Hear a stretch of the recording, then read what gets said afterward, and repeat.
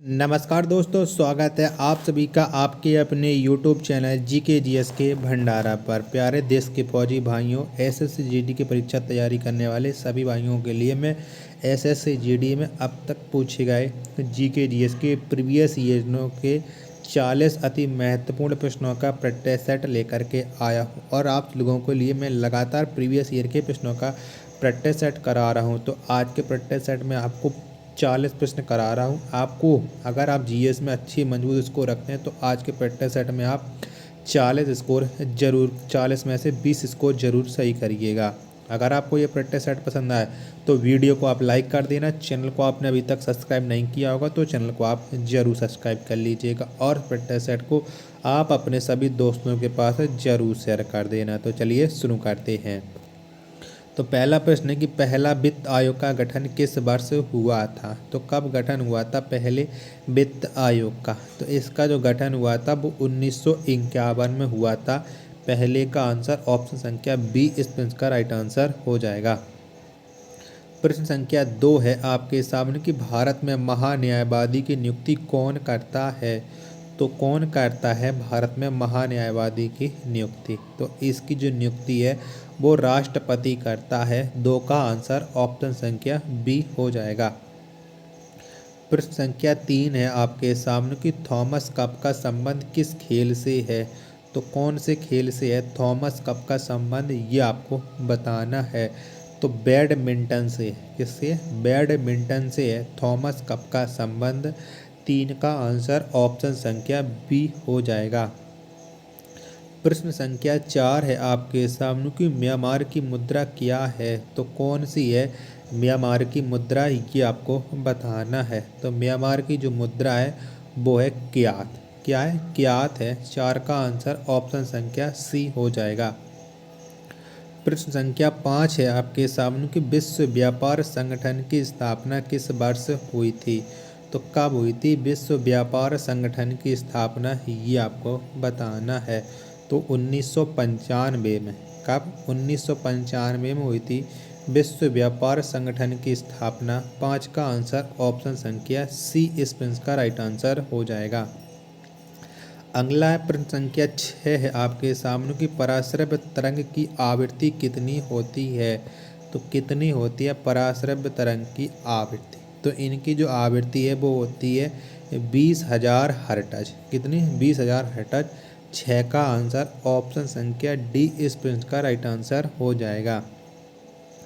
प्रश्न संख्या 7 है आपके सामने कि नादिर शाह के आक्रमण के समय दिल्ली का शासक कौन था।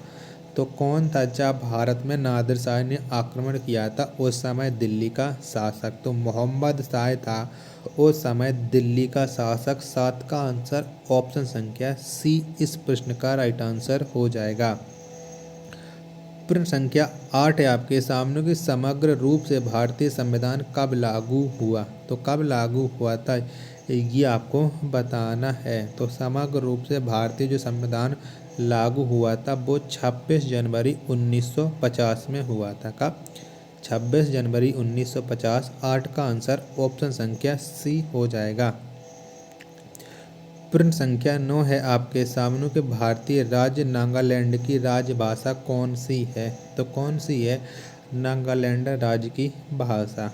तो इसकी राजभाषा है अंग्रेजी। कौन सी है? अंग्रेजी। 9 का आंसर ऑप्शन संख्या बी हो जाएगा। प्रश्न संख्या 10 है आपके सामने कि इलाहाबाद स्तंभ के शिलालेख में किसकी उपलब्धियां वर्णित हैं। तो किसकी उपलब्धियां वर्णित हैं इलाहाबाद स्तंभ के शिलालेख में? तो इसमें आप जानते हैं कि समुद्रगुप्त की। किसकी हैं? समुद्रगुप्त की हैं उपलब्धियां वर्णित। 10 का आंसर ऑप्शन संख्या डी हो जाएगा। प्रश्न संख्या 11 है आपके सामने कि भारत में राष्ट्रीय आय का आकलन सर्वप्रथम किसने किया था। तो किसने किया था? तो भारत में राष्ट्रीय आय का आकलन सर्वप्रथम किया था दादा भाई नौरोजी ने। किसने? दादा भाई नौरोजी ने। 11 का आंसर ऑप्शन संख्या सी इस प्रश्न का राइट आंसर हो जाएगा। अगला है प्रश्न संख्या 12 है आपके सामने कि भारतीय संविधान में नीति निर्देशक सिद्धांत किस देश से लिया गया है। तो कौन से देश से लिए गए नीति निर्देशक सिद्धांत? तो इसे लिया गया है आयरलैंड के संविधान से। 12 का आंसर ऑप्शन संख्या बी हो जाएगा। अगला है प्रश्न संख्या 13 है आपके सामने कि किसी अर्धचालक को गर्म करने पर उसका प्रतिरोध पर क्या प्रभाव पड़ता है? बताइए उसके प्रतिरोध पर क्या प्रभाव पड़ता है। तो उसका जो प्रतिरोध है वो घटता है, यानी 113 का आंसर ऑप्शन संख्या ए हो जाएगा। प्रश्न 114 है आपके सामने कि राज्यसभा के सदस्यों का कार्यकाल कितने वर्षों का होता है? तो कितने वर्षों का होता है? तो राज्यसभा के सदस्यों का जो कार्यकाल होता है वो 6 वर्षों का होता है। कितने का? 6 वर्षों का। 14 का आंसर ऑप्शन संख्या सी हो जाएगा। प्रश्न संख्या 15 है आपके सामने कि भारत में संघ राज्य क्षेत्रों की संख्या कितनी है? तो कितनी है? तो भारत में संघ राज्य क्षेत्रों की जो संख्या है वो 8 है। 15 का आंसर ऑप्शन संख्या डी हो जाएगा।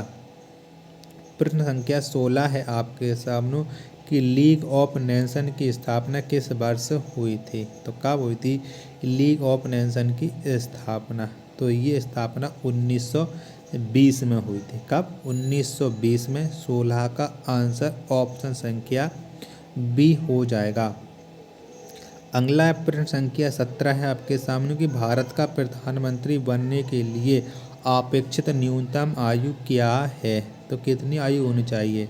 तो भारत का प्रधानमंत्री बनने के लिए अपेक्षित न्यूनतम आयु 25 वर्ष होनी चाहिए। 17 का आंसर ऑप्शन संख्या डी हो जाएगा। प्रश्न संख्या 18 है आपके सामने कि मगध में स्वायत्त राज्य का संस्थापक कौन था? तो कौन था? तो मगध में स्वायत्त राज्य का जो संस्थापक था वो सआदत खां था। क्या? सआदत खां था। 18 का आंसर ऑप्शन संख्या बी इस प्रश्न का राइट आंसर हो जाएगा। प्रश्न संख्या 19 है आपके सामने कि मनुष्य के शरीर में औसत कितना खून होता है? तो कितना होता है? तो मनुष्य के शरीर में औसतन 5 से 6 लीटर खून होता है। कितना? 5 से 6 लीटर। 19 का आंसर ऑप्शन संख्या सी हो जाएगा। प्रश्न 20 है आपके सामने कि पद्म श्री सम्मान पाने वाली पहली अभिनेत्री कौन थी? तो कौन थी? तो पद्म श्री सम्मान पाने वाली जो पहली अभिनेत्री थी वो थी नरगिस दत्त। 20 का आंसर ऑप्शन संख्या सी हो जाएगा। प्रश्न 21 है आपके सामने कि अर्थशास्त्र धन का विज्ञान है किसने कहा था? तो ये कथन किसका है कि अर्थशास्त्र धन का विज्ञान है? तो ये कथन है एडम स्मिथ का। 21 का आंसर ऑप्शन संख्या सी हो जाएगा। प्रश्न संख्या 22 है आपके सामने कि गैल्वेनोमीटर द्वारा क्या पता लगाया जाता है? तो किसका पता लगाते हैं हम गैल्वेनोमीटर के द्वारा? तो ये लगाते हैं धारा का। किसका? धारा का। 22 का आंसर ऑप्शन संख्या ए हो जाएगा। प्रश्न संख्या 23 है आपके सामने कि भारत की पहली बहुउद्देशीय परियोजना का निर्माण किस नदी पर हुआ था? तो कौन सी नदी पर हुआ था? तो भारत की जो पहली बहुउद्देशीय परियोजना है इसका जो निर्माण हुआ था वो दामोदर नदी पर हुआ था। 23 का आंसर ऑप्शन संख्या बी इस प्रश्न का राइट आंसर हो जाएगा। प्रश्न संख्या 24 है आपके सामने कि गुप्त संवत की शुरुआत किसने किया था? तो किसने की थी गुप्त संवत की शुरुआत? तो चंद्रगुप्त प्रथम ने। किसने?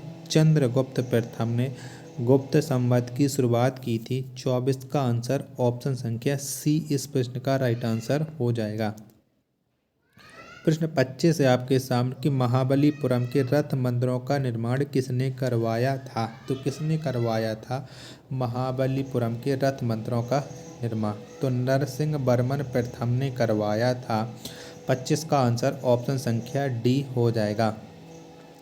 प्रश्न संख्या 26 है आपके सामने कि प्रकाश तरंग किस प्रकार की तरंग है? तो यह कैसी तरंग है ये आपको बताना है। प्रैक्टिस सेट पसंद आ रहा तो प्लीज़ वीडियो को लाइक, चैनल को सब्सक्राइब करना ना भूलें। तो प्रकाश धैर्य ये है एक अनुप्रस्थ तरंग। 26 का आंसर ऑप्शन संख्या बी हो जाएगा।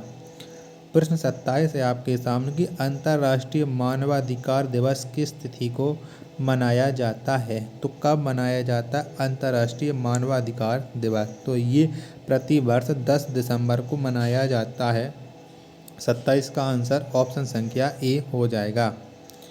प्रश्न 28 है आपके सामने कि सूचना का अधिकार अधिनियम किस वर्ष पारित हुआ था। तो कब पारित हुआ था सूचना का अधिकार अधिनियम? तो ये पारित हुआ था 2005 में। 28 का आंसर ऑप्शन नंबर डी हो जाएगा। प्रश्न 29 है आपके सामने कि तांबा किसका द्वारा शुद्ध होता है। तो किसके द्वारा शुद्ध होता है तांबा?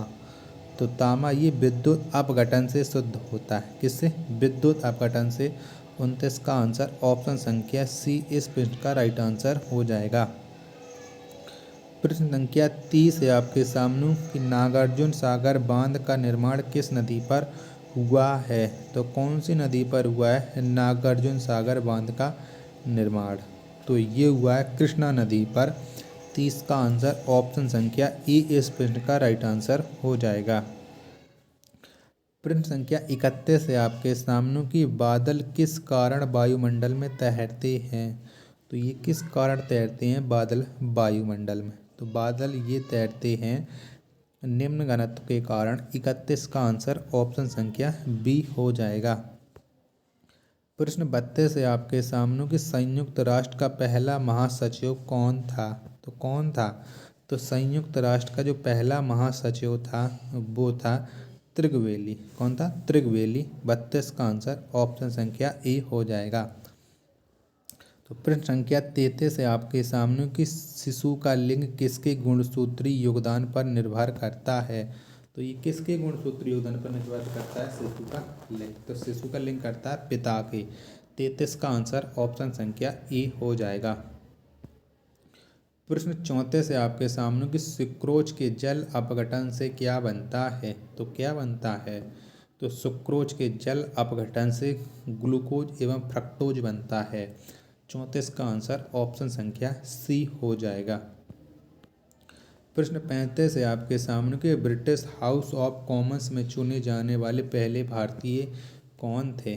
तो कौन थे? तो ब्रिटिश हाउस ऑफ कॉमन्स में चुने जाने वाले पहले भारतीय थे दादा भाई नौरोजी। 35 का आंसर ऑप्शन संख्या ए हो जाएगा। प्रश्न संख्या 36 है आपके सामने कि द व्हाइट कैसल पुस्तक के लेखक कौन हैं। तो कौन हैं? तो द व्हाइट कैसल इस पुस्तक के जो लेखक हैं वो हैं ओरहन पामुक। 36 का आंसर ऑप्शन संख्या डी हो जाएगा। प्रश्न संख्या 137 है आपके सामने कि देवप्रयाग किसके संगम पर बसा है। तो कौन कौन सी दो नदियों के संगम पर देवप्रयाग बसा है। तो ये बसा है अलकनंदा और भागीरथी के संगम पर। 137 का आंसर ऑप्शन संख्या ए हो जाएगा।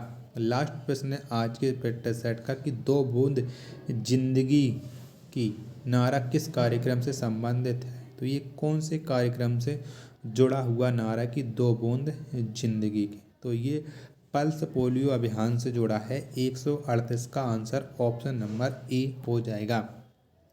तो प्यारे देश के फौजी भाइयों, अगर आपको ये प्रैक्टिस सेट पसंद आया तो प्लीज़ वीडियो को लाइक, चैनल को सब्सक्राइब करना ना भूलें। मिलते हैं अपन नेक्स्ट वीडियो में, तब तक के लिए धन्यवाद। जय हिंद मेरे प्यारे साथियों।